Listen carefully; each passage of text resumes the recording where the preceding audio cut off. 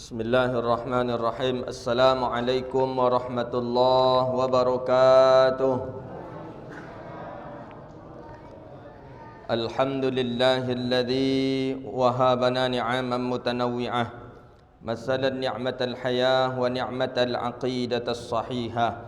Allahumma salli wa sallim wa barik ala sayyidina wa maulana Muhammad ibni Abdullah wa ala alihi wa sahbihi wa mawalah. Allahumma la sahla illa ma ja'altahu sahla wa anta taj'alul hazna idza syi'ta sahla. Rabbi yassir wa la tu'assir, ya Rabbi tammim bil khair. Puja dan puji syukur kita kepada Allah yang memberikan nikmat iman, nikmat Islam, nikmat kesehatan kepada kita sehingga kita bisa duduk di majlis yang mulia ini melaksanakan salat maghrib secara berjamaah dan insya-Allah akan dilanjutkan dengan salat isya berjamaah. Mudah-mudahan yang kita lakukan hari ini diterima oleh Allah Subhanahu wa taala dan diberi pahala hendaknya. Amin ya rabbal alamin. Kemudian salawat dan salam kepada Nabi yang agung, Nabi yang mulia, Sayyidina Rasulullah Muhammad sallallahu alaihi wasallam. Allahumma salli wa sallim wa barik ala Sayyidina wa maulana Muhammadin wa ala alihi wa sahbihi ajma'in. Mudah-mudahan dengan kita memperbanyak salawat dan salam kepada Rasulullah, kita digolongkan kepada hamba yang mendapatkan syafaatnya di yaumil akhirat nanti. Amin ya rabbal alamin. Bapak Ibu hadirin yang dirahmati Allah Subhanahu wa taala, kajian kita pada hari yang berbahagia ini, pada malam yang berbahagia ini adalah lanjutan daripada kajian kita pekan yang lalu, masalah tayammum. Tayammum ini adalah ganti daripada wuduk. Kan tetapi tayammum ini li istibahatis shalah saja, untuk membolehkan ibadah saja, seperti salat, baca Quran, seperti apa lagi, seperti tawaf, sa'i, seperti iktikaf, seperti solat, itu saja. Adapun yang lainnya tidak masuk kepada istibah, tidak masuk. Seperti contoh tayamum untuk rafa'ul hadas, tak pas kalau tayamum untuk rafa'ul hadas. Tayamum untuk mengangkatkan hadas itu tak bisa, karena memang tayamum tak bisa dia menanggalkan hadas, menanggalkan kotoran. Mengangkatkan kotoran bisakah tayamum? Tidak. Yang bisa mengangkatkan kotoran itu adalah air. Maka itulah niat daripada tayamum, tidak untuk mengangkatkan najis atau hadas, akan tetapi liistibahatis shalah, atau untuk membolehkan beberapa ibadah. Di sini harus kita pahami. Jadi jangan kita mengambil tayamum, melakukan tayamum seperti kita melakukan niat daripada wuduk. Kalau wuduk, nawaitul wudu'a li raf'in hadasi, untuk mengangkatkan hadas. Kalau tayamum bukan untuk mengangkatkan hadas, tapi niatnya yang kedua, nawaitut tayammuma li istibahatis shalah. Di sini dia. Jadi bukan li raf'in hadasi, bukan mengangkatkan hadas. Karena air, karena tayamum, debu bukan mengangkatkan hadas, tapi dia membolehkan salat. Tapi ada ulama yang berpendapat boleh dia menggunakan li raf'il hadasi, untuk mengangkatkan hadas. Kenapa? Karena bahwasanya tayamum ini, debu ini hakikatnya sudah pengganti daripada air, nisbah hukum. Berarti karena air tak ada, maka kita memakai debu. Maka sebagaimana apa saja yang dibolehkan kepada air, itu pula lah yang dibolehkan dan diitlakkan kepada tayamum, termasuklah untuk mengangkatkan hadas kita. Ini pendapat yang kedua. Tapi ada ulama yang berpendapat seperti itu. Wa farduhu, masuk kita fardu tayamum. Kemarin syarat tayamum, apa saja syarat tayamum kemarin? Pertama, dia terlarang memakai air. Terlarang memakai air ini disebabkan karena dia sakit, atau karena anggotanya sakit, atau karena dingin yang sangat-sangat dingin, atau ketika dia tak dibolehkan memakai air oleh dokter Islam. Akan itu syarat kita kemarin. Maka pertama kali berobat itu dianjurkan kepada dokter muslim. Ini dalilnya. Jangan ke dokter non muslim. Doktor non-Muslim tu rancak Ustaz, ramah Ustaz. Bukan masalah itunya, bukan masalah ramah dan tidaknya, tapi kaedah fikih menjelaskan kalau nak berobat, berobatlah pertama kali ke doktor Muslim. Berarti kalau ke doktor Muslim, rumah sakit Muslim. Ini orang kita berobat ke rumah sakit non-Muslim. Tak tahu dia ketika mati dia nanti apa? Bukan talqin la ilaha illallah yang diajarkan oleh orang rumah sakit itu. Tapi beda pula. Kok tahu Ustaz? Saya ada teman yang membawa orang tuanya ke rumah sakit non-Muslim. Ketika orang tuanya sedang sakratul maut, dimasukkan ke ruangan jenazah, ruangan untuk tempat orang nak mati. Apa? Di sana ada salibnya, di sana ada bacaan-bacaan, nyanyian-nyanyian dia. Sedangkan kita Muslim, kita butuh pertolongan ketika itu. Apa? Maka itulah dia di fikih. Kemarin kita baca. Kemarin. Tabibil Muslim balighin adilin arifin. Jelas dia. Berobat boleh, baru boleh tayamum kalau penyakit itu sudah dikhabarkan oleh dokter Muslim. Ini jelas dalam mazhab Syafi'i ini. Dokter Muslim. Kenapa dokter Muslim? Karena dokter Muslim tahu dia, orang ni solat nih, penyakitnya ni tak bisa kena air, harus dengan tayamum. Ini dalil kita harus berobat pertama kali dengan dokter Muslim. Tapi kenapa orang kita banyak. Baru saja saya minggu kemarin menjenguk teman ke rumah sakit. Dokter non Muslim, pas saya datang, masuk dokter Muslim tidak Muslim. Kenapa? Kan masih banyak dokter Muslim. Dokter non-Muslim ni bagus ilmunya Ustaz. Ilmu jelas lah. Ilmu tu orang Muslim. Allah sendiri mengatakan, orang Muslim yang Allah beri ilmu yang bermanfaat. Orang Muslim yang Allah beri kecerdasan. Ilmunya orang Muslim ni dengan hidayahnya Allah, dengan ridhonya Allah Ta'ala. Ramah Ustaz. Ya, kita kan terpesona kita dengan luar tadi, dengan bungkusan luar tadi kan terpesona gitu. Belum beli barang lagi nampak mungkin kok ancak bungkus. Padu isi kadang berbahaya. Inilah orang kita. Kenapa kan banyak dokter Muslim? Ini dokter ini terkenal di Pekanbaru. Dokter ini terkenal. Kita berobat seorang Muslim, berobatlah ke dokter Muslim.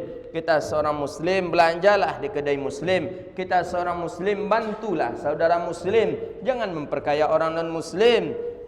Bisakah kita mengatakan mereka itu suatu ketika nanti akan masuk ke agama kita? Bisakah kita mengatakan dia akan berinfak untuk kita? Tak ada. Pastilah dia manfaatkan untuk agama mereka. Disinilah kelemahan daripada kelemahan kita. Dia tu baik Ustaz. Bagus hubungannya dengan warga kita. Setiap ada kegiatan kita dia bantu. Setiap apa bantu. Maka kita banyak orang kita yang berobat ke dia. Ya, yang banyak berobat ke dia. Tapi yang mulai dengan dia, yang mulai dekat dengan dia, kan banyak juga orang kita. Sehingga beralih agama juga karena gara-gara dia. Orang kita ni banyak tertipu dari hal masalah itu. Sampai daerah-daerah kita banyak yang menyediakan obat, toko-toko obat apa segala macam orang non-Muslim. Walaupun banyak yang tak sepakat katanya tak bolehlah seperti itu. Kan bagi-bagi rezeki. Iya betul bagi rezeki. Boleh. Tapi masalahnya hari ini adalah masalah daripada agama. Keyakinan kita Muslim. Kecuali kalau memang tak ada lagi kedai orang Muslim. Tak ada kedai orang Muslim menjual itu, tak masalah kita membeli ke sana. Tak ada lagi kedai orang Muslim. Tak ada lagi kedai pengobatan Muslim, barulah kita berobat ke sana. Kemudian syaratnya kemarin apa lagi? Baru boleh tayamum kalau sudah masuk waktu dan setelah dicari air talib. Setelah dia mencari air. Kalau air tak ada, dia beli. Tak ada, barulah dia bertayamum. Masuk kepada fardunya. Wa farduhu ay tayammum. Fardu tayamum itu adalah sittatun. Ada yang mengatakan 5, ada yang mengatakan 6. Kama fil majmu'i, sebagaimana di dalam majmu'. Wa zada fi asli raudah, dan ditambah pada asal raudah seperti al-wajiz at-turabun. At-turab, turab ini tanah. Jadi ada yang mengatakan 7 malah. Ada yang mengatakan 6, ada yang mengatakan 5. Tapi hakikatnya bahwasanya ibadah tayamum itu memiliki rukun. Mana dia? Awaluha naqalat turab, naqlun turabin. Lau naqal min wajhihi lil yadin au bil aksi.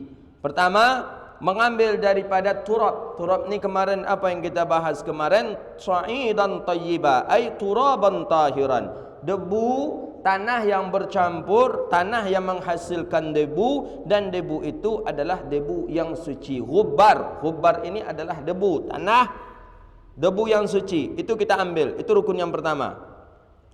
Dalil mana? Fatayammamu sa'idan tayyiba. Fatayammamu, maka bertayamumlah kamu sa'idan tayyiba, dengan tanah yang bercampur atau tanah yang menghasilkan debu, debu yang suci. Ini dalam mazhab Syafi'i. Dalam mazhab Imam Hanafi boleh dengan debu, tidak dengan tanah. Dalam mazhab Syafi'i memang tanah menghasilkan debu. Mazhabnya Hanafi, mazhab yang lain boleh dengan ghubbar, debu. Maka adalah pendapat mazhab yang lain tu boleh bertayamum dengan seperti bangku daripada bangku pesawat. Bangku pesawat, pukul, tapi syaratnya harus yang apa? Yang lentur. Apa itu? Ketika dipukul melantunnya tu apa namanya itu, ya sifat busa itulah, keluar debu baru. Seperti itu jugalah dalilnya di zaman baginda Nabi. Cuma itulah, Nabi rumahnya memang dinding rumah baginda Nabi adalah tanah. Ketika dipukul melantun, keluarlah debu. Itulah Nabi bertayamum dengan dinding rumahnya. Kalau kita dinding rumah gitu, kalau kita tokok ada keluar debu, tak keluar debu, pukullah dinding rumah tu keluar debu. Patah tangan awak boleh dia pukul pula dengan sekuat-kuatnya, takkan keluar debu.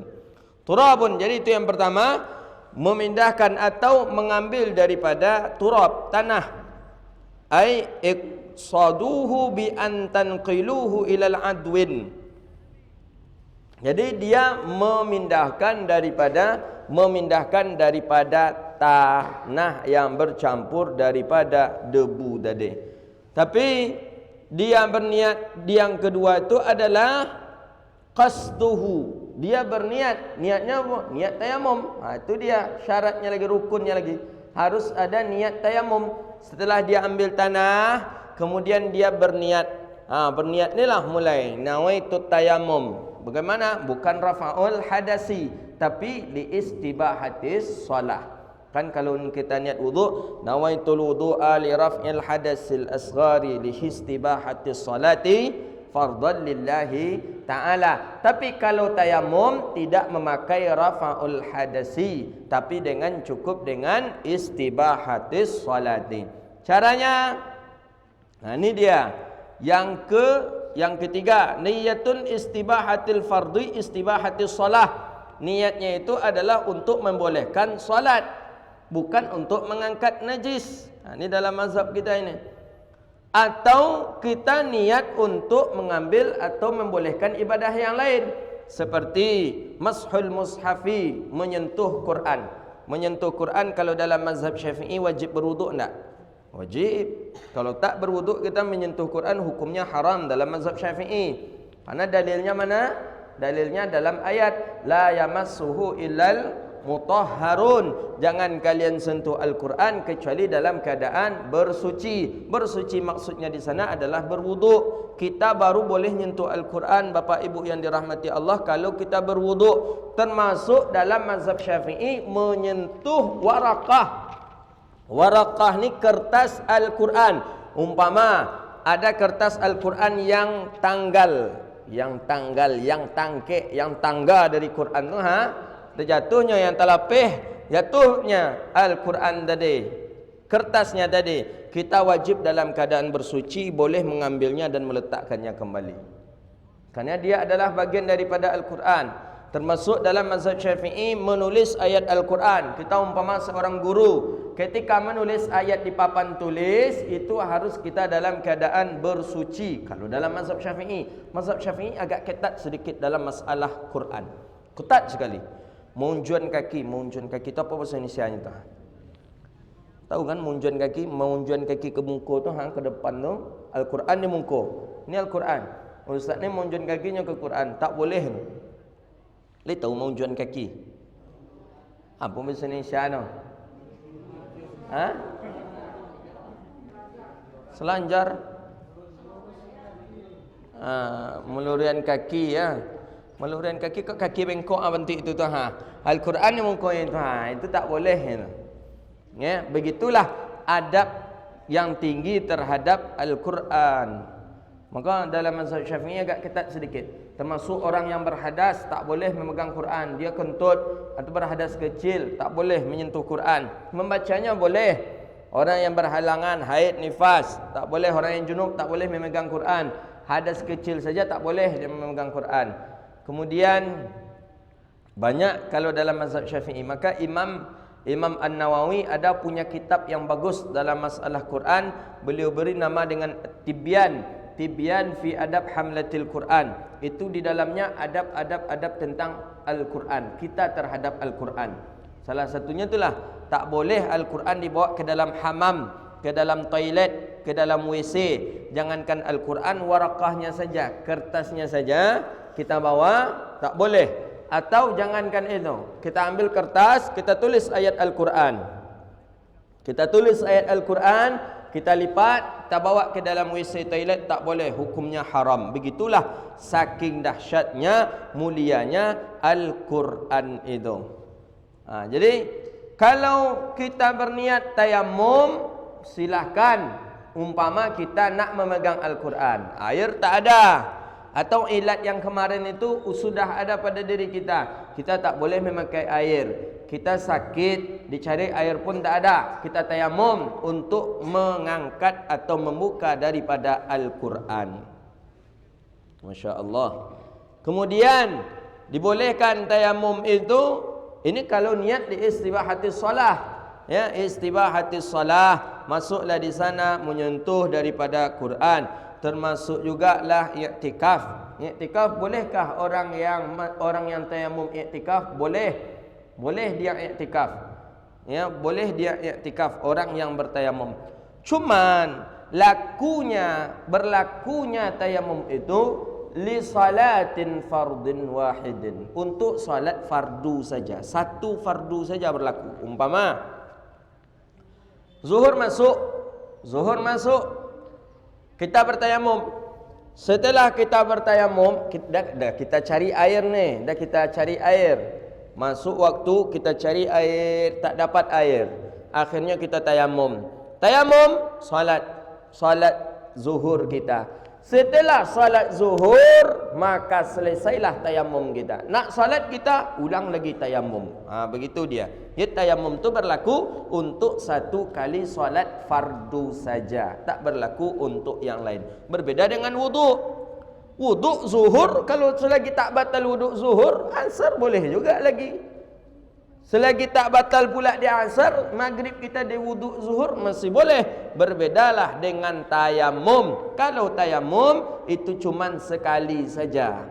Tapi syaratnya boleh tayamum itu kalau waktu sudah masuk. Kalau waktu belum masuk, maka kita tidak dibolehkan tayamum. Begitulah dia. Jadi itu yang ketiga, niat istibahal fard, dibolehkan fardu seperti salat, seperti menyentuh mushaf, seperti iktikaf, ya. Atau bagaimana dengan niat sunat? Kalau seandainya dia tayamum dan dia berniat untuk melaksanakan salat sunat, maka bolehlah dia lakukan sunnah. Contoh, dia dah siap salat fardu dah. Selesai salat fardu dengan tidak tayamum, air banyak. Setelah itu dia nak ingin salat sunat, air tak ada. Dicari air tak dapat, dibeli air tak ada yang jual. Akhirnya keputusannya dia tayamumlah dia. Tayamum tentu dengan niat sunat, berarti di belakangnya bukan wajib. Nawaitu tayammuma li raf'il, bukan, nawaitu tayammuma li istibahati salati sunnatan, untuk membolehkan salat sunat lillahi ta'ala. Maka dia boleh melaksanakan salat sunat itu berkali-kali, tidak sekali saja. Salat sunat lagi dia. Dan ada jenazah yang datang. Orang salat jenazah. Apakah boleh orang yang bertayamum ni ikut kepada salat jenazah? Apa tidak boleh? Sedangkan dia niat dengan niat yang sunnah. Masya Allah, sampai ke sana diajar kita oleh ulama. Walau nawa nafilah, dan jikalau seandainya seseorang tu niat untuk melaksanakan solat sunat, dan dia tentukan malah solat sunatnya. Kemudian jenazah, ada solat jenazah, orang datang untuk melaksanakan jenazah, sedangkan dia niatnya tayamum, niat untuk tayamum solat sunat, jazalahu, maka boleh bagi orang itu untuk melaksanakan solat jenazah. Masya Allah, boleh ternyata. Tidak harus dia cari pula tayamum pula dia, kemudian baru dia ikut solat jenazah. Tidak. Kalau untuk masalah tayamum yang sunnah, maka bolehlah dia untuk memakai daripada tayamum sunnah untuk solat jenazah. Kemudian warabi'uha, yang keempat apa? Menyapu wajah.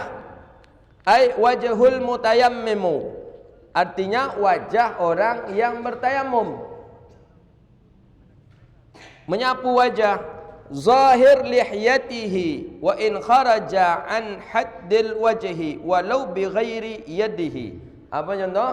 Orang yang menyapu wajahnya, wajah yang dia sapu itu adalah zahiri, zahir saja. Jadi yang di dalam jenggot ni tak perlu seperti air pula kita masukkan pula debu ke dalamnya ni. Nak penting putih tu janggut awak lah. Ini lain pula bentuk kan, cenderung makan bodak jadi dah. Cuman bagaimana kaifiatnya? Apakah kaifiatnya cara makan bedak tu? Ambil debu, gekor-gekor kan? Bukan. Itu bodak namanya tu. Kalau tayamum, buka yang menghalang kepala kita, wajah kita, buka, ambil tanah, ambil. Setelah dia ambil, kemudian dia letakkan tangan kita di atas, ditepuk, kemudian letakkan tangan kita di atas, tangan kanan di atas, tangan kiri di bawah, diputar, baru ke depan, seperti itu dia. Itu cara bertayamum. Cara bertayamum. Jadi bukan seperti memakai bedak. Kok jangan untuk dia anggaplah bodak kan? Kan? Tengoklah kacau kan, ganti bodak. Itu enggak, itu dah bukan tayamum itu. Begitu dia. Dia tidak boleh diulang-ulang. Berbeda dengan air. Kalau air boleh kita kusuk-kusuk malah kan? Kita kusuk. Kalau debu tadi tidak. Ambil, tumpuk, tak tangan di atas, tangan kanan di atas, diputar. Putar, itu dia cara menyapu daripada wajah. Mana dalil ayat?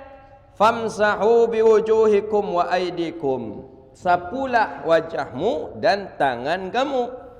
Apa maksudnya daripada wajah itu? Wala munbitu, dan tidak sesuatu yang tumbuh, lisya'rin, seperti rambut, wa in khaf, ya, wa in khifun, sekalipun bahwasanya bulu-buluan itu tipis dia, tidak begitu diharuskan untuk memasukkan ke dalam. Umpama tipis, kayak jenggot kita ni agak tipis ni, tidak diharuskan memasukkannya ke dalam, cukup di luar saja. Jadi tidak harus ambil debu masuk. Kalau air memang ya, air disunahkan, ambil air, masukkanlah dia ke dalam ini, itu sunnah. Tapi kalau dalam masalah tayamum, tidak dianjurkan untuk memasukkannya ke dalam. Begitu dia.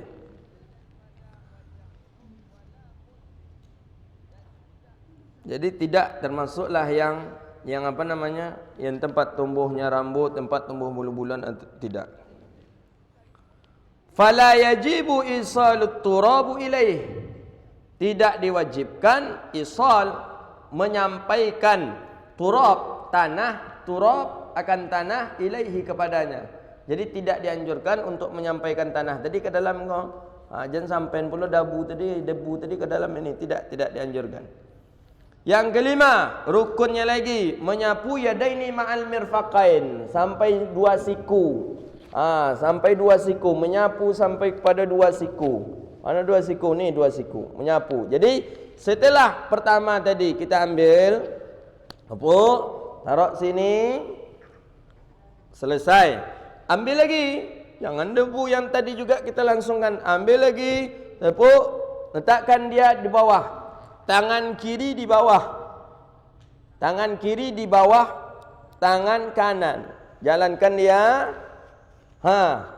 Langsung ini balikkan dia begini.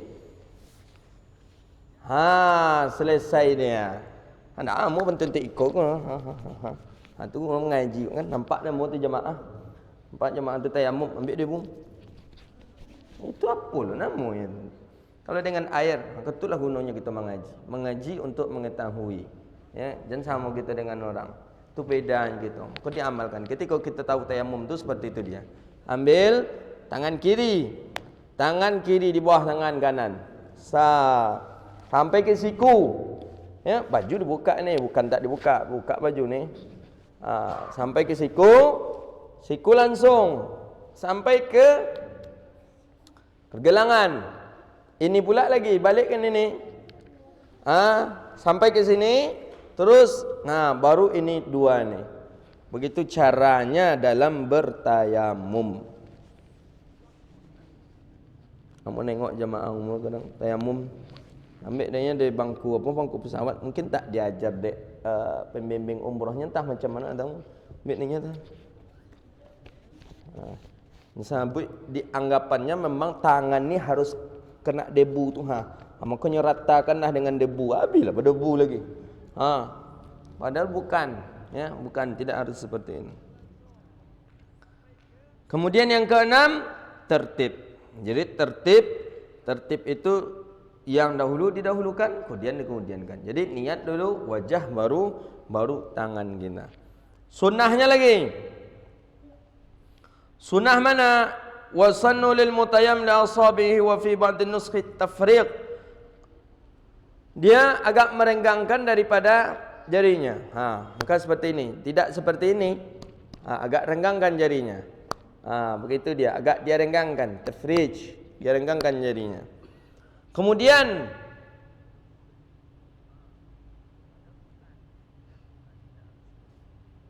wa an yubasmilan. Kemudian dia dengan mengucapkan bismillah. Wa sunnat tafrij wa ayu basmilan wa qaddimal yumna wa khallil wal wila wa qaddimil yumna. Kemudian yang kedua dia bismillah, membaca bismillah. Kan? Sunnah lagi dia membaca bismillah. Memang di dalam hadis Nabi kan jelas, kullu amrin dzibalin la yabda'u bi bismillahirrahmanirrahim fa huwa abtar. Setiap kegiatan, setiap perilaku harus dimulailah dengan bismillah. Kalau nak kita dimulai dengan bismillah, fahuwa abtar, maka itu qalilul barakah, agak sedikit berkahnya, tidak berkah. Kemudian sunnah yang ketiga, wa qaddimil yumna, tetap didahulukan yang kanan. Maka tadi itu sunnah hukumnya.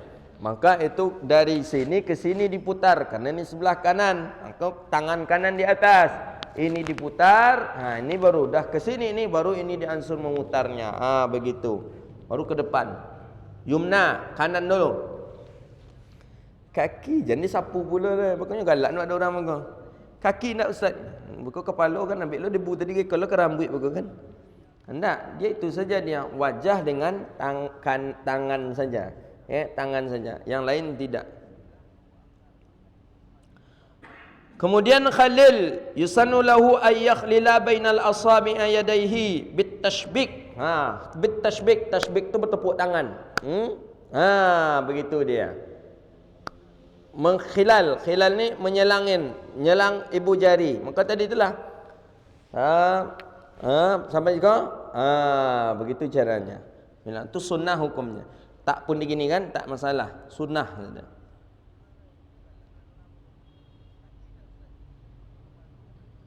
Niza'ul khatim, mencabut cincin. Kalau dalam mazhab Syafi'i pernah saya dengar dari Syekh Muhyiddin waktu mengaji dengan beliau di Sudan. Dalam mazhab Syafi'i cincin wajib dicabut ketika tayamum. Maka kalau kita nak tayamum, cincin dicabut.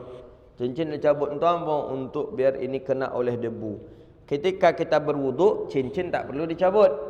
Cincin ketika berwuduk tak perlu dicabut. Kenapa? Karena air sudah merambas kepada sela-sela. Tapi kalau cincin yang begitu ketat sekali, maka itu memang harus diusahakan untuk melonggarkannya sedikit.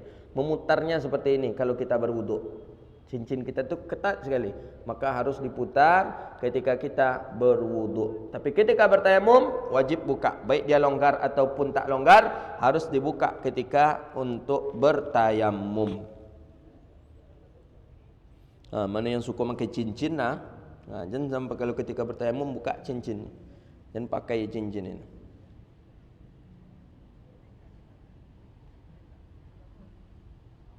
Kemudian sunnahnya lagi, adabnya lagi, itlaqul jami' 'ala al-wahidil majaz al-istiqbalul qiblah, menghadap kiblat. Seperti sunnah dalam berwuduk. Berwuduk kita kan pas nak berwuduk kita kan menghadap ke kiblat ketika berwuduk. Begitu juga ketika kita bertayamum menghadap kiblat. Kenapa menghadap kiblat? Karena kiblat itu adalah jihadul a'zam. Jihad, arah yang paling mulia itu adalah kiblat. Maka itulah kita menghadap ke kiblat ketika kita bertayamum dan ketika salat dan melaksanakan ibadah lainnya. Makruh, ada juga ternyata yang makruhnya. Apa saja makruh dalam bertayamum? Turabun kathirul isti'malan, memakai debu yang bercampur tanah atau memakai tanah dalam keadaan banyak. Dia ambil banyak, dia memakai tanah. Ambil tanah dan kumpulkan banyak-banyak. Itu makruh ternyata. Makruh. Kenapa makruh? Karena melamakan daripada bekerja dia, mempersusah dia dalam bekerja. Kemudian haramnya ada ternyata. Haram wa haramuhu turabul masjidin wa ma fi syar'il isti'maluhu minhu haruma. Setiap yang diharamkan memakai, salah satunya haram bertayamum dengan memakai tanah masjid. Tak boleh di sini tanah masjid. Wa huwa dakilun fi waqafihi ta'ziman lahu lal mujtami'. Umpamanya ini diwakafkan orang ni. Ini diwakafkan tanah ni. Kita tak ada air. Ketika nak datang ke masjid tak ada air. Terpaksa cari tanah yang ada debu. Dia ambil tanah. Ternyata tanah tu tanah wakaf. Wakaf untuk masjid. Tak boleh, haram dijadikan untuk bertayamum. Ada ternyata. Tak sembarang tanah aja. Wa ghasbin, tanah yang dicuri. Tanah dicilok. Apa contoh awak nak tayamum ambil nampak tanah orang awak kan numpang salah ambil tanah orang kau kata kita. Tak boleh ternyata. Berarti tayamum ni tak bisa kita jadikan sembarang tanah. Walaupun di jalan kita umpama tak ada air, tak ada apa, ambil saja tanah itu, tak dibolehkan. Tanah milik orang. Tak boleh. Berarti tanahnya harus tanah kita berarti. Kal maghsub, maghsru, yang dicuri, yang dirampas. Tak boleh. Yang tidak dibolehkan untuk kita mengambil tanah itu. Sebagaimana kita haram mencuri air yang bukan punya kita. Berbeda dengan air yang disediakan untuk masjid. Air yang disediakan untuk masjid memang khusus untuk nak bersuci. Kalau tanah disediakan untuk masjid bukan untuk bersuci tanah, tapi adalah untuk kemaslahatan umat, yaitu untuk membangun masjid itu. Berbeda ni. Jadi termasuklah kita berwuduk dengan air yang dicuri. Air orang kita curi air itu untuk berwuduk, tak boleh itu, haram hukumnya. Nak minum dengan air yang dicuri tak boleh. Tahu dia ustaz kalau kita mengambil airnya ustaz. Ya tahu pun pernah nak minta izin. Segan kita minta izin ustaz. Segan itulah. Pakailah tarikh. Ada orang kita menikmati dengan punya orang lain. Dia nikmat dia rasanya punya orang itu. Dan malah sudah merasa memiliki pula dia. Meminta ke orang segan katanya. Karena dah lama kita memakainya. Padahal punya orang, tahu tak punya orang? Tahu, mintalah. Segan kita ustaz, tapi dia tahu dia kalau kita, walaupun dia tahu kita mengambil dari sana, tetap harus minta izin. Orang kadang terlanjur sudah menikmati punya orang, terasa dia saja yang punya lagi. Akhirnya ketika ditutup oleh orang airnya, marah-marah dia. Padahal punya orang. Dah 20 tahun ambil air dari keran orang tu, dari sumur orang tu. Dah 20 tahun ambil air. Ketika ditutup oleh orang, marah dia. Apa ditutup pula? Punya orang. Ngapa kita tak dari dulu minta? Ini banyak terjadi ini di daerah-daerah kita, sangat banyak ni. Kemudian yang membatalkan tayamum adalah yang membatalkan wuduk.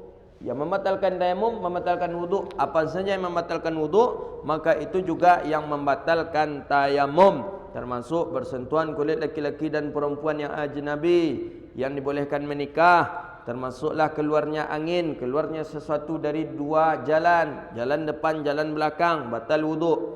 Ya, apa saja yang membatalkan wuduk, maka itulah yang membatalkan tayamum. Kemudian reddah tu betul tayamum, maka murtad membatalkan tayamum. Jadi itulah dia yang membatalkan daripada tayamum, seperti yang membatalkan di dalam wuduk kita. Jadi bagaimana kalau orang terhalang daripada mandi memakai air, sedangkan dia nak salat, apakah boleh dengan tayamum? Boleh. Seperti contoh, ketika seseorang mandi, dia tak nak mandi, dia junub malam, hubungan suami isteri malam, tentu pagi wajib mandi. Ternyata setelah dicari air tak ada. Macam mana caranya? Haruskah dia tunggu dulu air sampai ada, atau dia kumpulkan debu semuanya kemudian dia masuk ke dalam debu yang banyak itu, atau cukup dengan tayamum saja? Boleh dengan tayamum saja. Jangan masuk lo kita ke debu tu aku berbodak pula badan sadoi mereka. Ya. Harus boleh dia dengan bertayamum kemudian dia solat. Memang kalau memang tak ada lagi air. Tapi tadi itulah kaji kita dulu itulah kalau untuk zaman kita, apalagi kita di Sumatera ni, payah kita katakan kita tak ada air. Banyak air, apalagi sekarang ni musim hujan. 5 minit saja hujan, Pekanbaru lah berkuah. Tak bisa keluar rumah, tak bisa. Kalaupun yang sudah di luar, ke dalam rumah pun susah kita. Pulang ke rumah pun payah. Harus sabar berjam-jam kita di luar nak pulang ke rumah. Biasa kalau tak hujan hari, pulang ke rumah tu sebentar saja. 10 minit dah sampai kita di rumah. Kalau hujan, ya Rabbi 2 jam baru sampai ke rumah. Memang tak bisa, macam mana memang deras air. Kasihan kita melihat orang-orang yang rumah terendam ini. Jadi itulah kajian kita daripada masalah tayamum. InsyaAllah kajian kita di berikutnya masalah yang lain, lanjutan daripada bab taharah kita. Mungkin sekali lagi masuk kita pembahasan ke masalah solat, fikih dari masalah fikih solat, kitabus solat.